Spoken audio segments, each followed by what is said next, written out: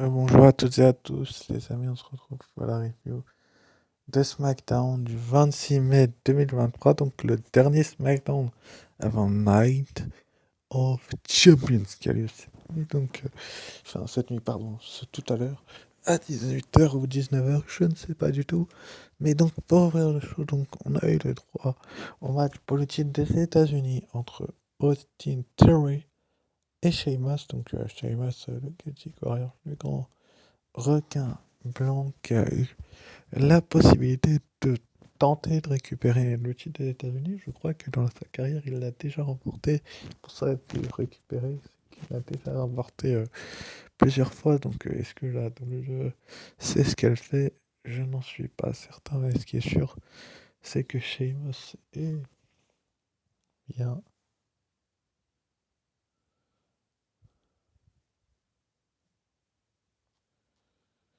Eh bien, c'est pas impossible que Austin Theory soit sur les devants de la scène. Enfin bref, en tout cas, il a finalement réussi à remporter le match pour le titre des États-Unis. Enfin, à garder son titre plutôt face à ce qui se fait de mieux, c'est-à-dire Sheamus. Enfin, l'un des meilleurs lutteurs actuellement à la WWE, c'est-à-dire Sheamus. Mais bon, est-ce que Sheamus est là sur les devants de la scène pour la meilleure chose? Bon, je n'en sais rien. Ce qui est sûr, c'est que finalement, Roman Reigns et les Usos. Enfin, c'est ce qui est sûr, c'est que Theory est bien sur les devants de la scène. Ensuite, après, donc, on a eu un segment avec la Bloodline en backstage.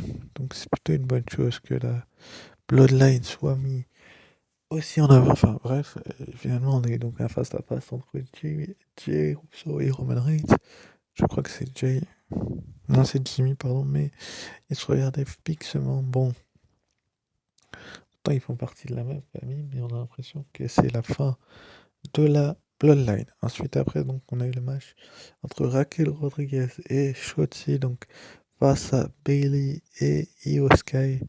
Io Sky et Bailey qui ont encore une fois perdu. Enfin, une nouvelle défaite plutôt pour Io Sky. Ça commence à faire beaucoup, si vous voulez mon avis, pour Io Sky au niveau des défaites. Mais bon, est-ce que la WWE va faire en sorte que Io Sky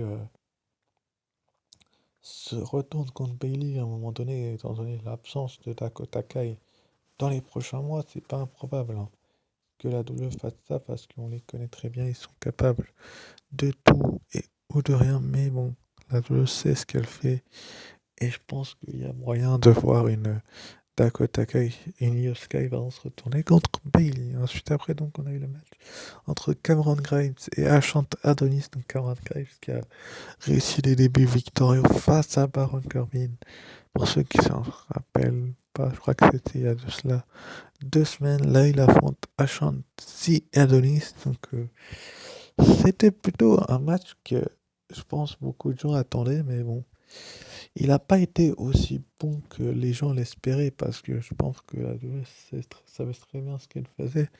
Mais bon, peut-être aussi il savait que Cameron Grimes allait être mis sur les devants de la scène. Enfin bref, juste après, donc on a eu une petite vidéo de Grayson Waller, donc Grayson Waller, qui était assez heureux de d'être mis en avant assez rapidement. Bon, est-ce que Grayson Waller était un des meilleurs lutteurs? Je n'en sais rien. Enfin bref, ensuite après, du coup, finalement, Cameron Graves va remporter le match, mais bon, je pense que Cameron Graves n'avait pas besoin d'avoir une telle victoire, si vous voulez. Mon point de vue, il aurait pu être mis plutôt moins en avant, enfin, c'est-à-dire enfin, plus en avant même, j'ai envie de vous dire, et pas moins. Parce que, bon, on sait très bien qu'Ashant Adonis, il aime mettre les catcheurs de la NXT en avant, hein. Les nouveaux catcheurs qui débarquent dans le roster principal, et je pense que Cameron Grimes aurait pu faire beaucoup mieux, mais bon, c'est la WWE, et j'ai l'impression que la WWE sait ce qu'elle fait, donc personnellement, si vous voulez mon avis, je trouve que la victoire de Cameron Grimes est logique, mais qu'ils auraient pu faire beaucoup, beaucoup, beaucoup mieux du côté de la WWE, mais aussi ils auraient pu faire moins bien. Mais bon, bref, finalement, ensuite après, donc Cameron Grimes va se faire attaquer par Baron Corbin. Donc Baron Corbin, Cameron Grimes, j'ai l'impression que la rivalité est loin d'être terminée parce que Baron Corbin va l'attaquer. Bon, Monsieur Corbin, c'est pas que je vous aime pas, mais je vais être votre attaque en négative. Parce que, c'est-à-dire que Cameron Grimes vient d'arriver, il vous bat en 30 secondes, vous l'attaquez, monsieur. Et vous avez qu'à être prêt pour des matchs comme ça et pas parler au micro. Enfin bref, en tout cas, c'est mon point de vue. Ensuite, après, donc, on a eu la promo de la championne de Raw, donc Bianca Belair, qui a dit que tout simplement Asuka allait regretter de l'avoir défié, comment dire ça, comment je peux expliquer ça, défier, elle aurait pu juste demander un rematch au lieu de l'humilier devant sa famille, enfin bref, je trouve que la promo de Bianca Belair reflète parfaitement l'animosité qu'il y a ces derniers temps envers elle, mais bon, est-ce que la WWE sait ce qu'elle fait avec Bianca Belair? Sans doute qu'elle le sait, parce que bien évidemment que c'est des grosses victoires qui l'attendent. Donc, c'est plutôt une bonne chose que Bianca Belair soit sur les devants de la scène, même si, bon, vous allez me dire, ça fait presque, ça fait plus d'un an qu'il y a les championnes d'Euro que vous voulez mettre des nouveaux visages en tant que championne féminine, que ce soit surtout du côté de Raw, parce que du côté SmackDown, ça change assez régulièrement au titre féminin, mais bon, c'est la Trafic qui a décidé de mettre Bianca Belair et Asuka dans le même roster. Est-ce qu'il y a des catcheuses un peu plus crédibles qu'Asuka à l'heure actuelle? Je ne pense pas vraiment. Et Asuka n'est pas hyper prête à récupérer le titre. En plus, apparemment, d'après les dernières rumeurs, voilà quoi, je vais pas vous dire. Parce que sinon, vous allez râler, vous verrez au niveau de mon pronostic. Je vous en parlerai. Enfin bref, ensuite, après, du coup, Asuka va arriver, elle va attaquer Bianca Belair dans le dos, faire un bar, la sécurité va arriver pour les séparer. Asuka va courir vers Bianca Belair. Bianca Belair va attraper pour le KOD, mais Asuka va retomber sur ses pieds et prendre la fuite. Bon, est-ce que la douleuse sait ce qu'elle fait au niveau de Bianca Belair et d'Asuka? J'en suis pas certain personnellement. Je suis assez heureux d'avoir eu un énorme match entre les deux. Du côté de WrestleMania, s'il est du même acabit aujourd'hui, je serais content, mais s'il est moins bon, je serais forcément déçu. Mais bon, c'est très bien qu'avec la WWE, un coup ils sont bons les matchs, un coup ils le sont un petit peu moins, donc on verra bien. Ensuite après, donc on a eu Rick Books qui s'est retrouvé face à LA Knight, donc suite à ce qui s'est passé la semaine dernière, l'attaque et la trahison de LA Knight sur son partenaire Rick Books finalement. Rick Books l'a défié, je pense. Et on a eu donc ce match que LA Knight va finalement remporter. Bon, c'est logique que LA Knight gagne ce match. Enfin, on s'en doutait un petit peu que LA Knight gagnerait ce match. Et ces derniers temps, qu'il soit mis en avant. Donc, la WWE l'a mis en avant comme elle a pu. Donc, c'est plutôt une bonne chose que la WWE mette autant en avant ses talents. Donc, est-ce que LA Knight peut être un futur champion du monde? Faudrait être là dans les prochains mois pour le savoir, mais en tout cas, encore une belle victoire en solo pour LA Knight. Ensuite, après, on a eu un petit clip résumé vidéo de Alba Fire et Ayla Dawn, donc les championnes par équipe de la NXT, qui sont donc toujours championnes par équipe de la NXT. Donc la NXT n'a pas de championne par équipe féminin. Donc ils nous ont fait un petit clip vidéo résumé.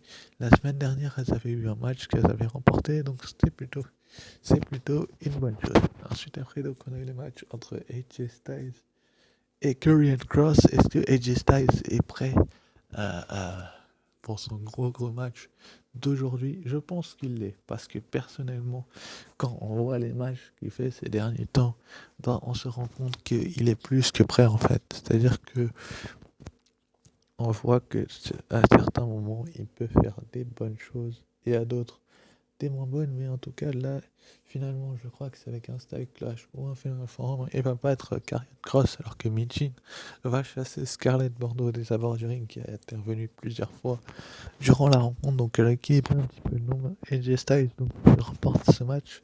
Bon, est-ce que AJ Styles peut repartir champion du monde poids lourd et retourner du côté de Raw, vu qu'il y était un petit peu à un certain moment?